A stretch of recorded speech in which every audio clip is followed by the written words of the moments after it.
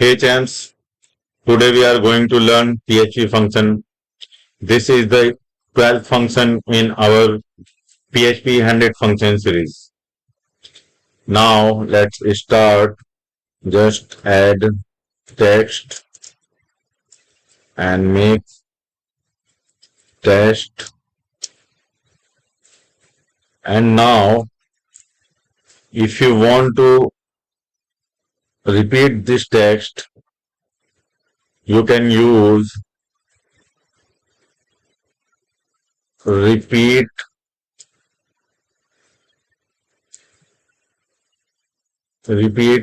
text str repeat.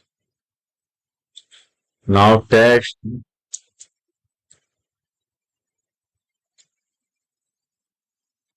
this will return 10 time test.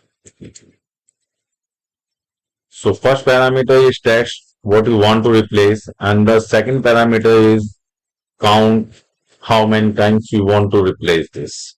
Okay. Now we can check it in browser. So this will return 10 times. 1, 2, 3, 4, 5, 6, 7, 8, 9, 10. If this video is useful to you, like, subscribe, comments, and share with your friends. Thank you very much for watching.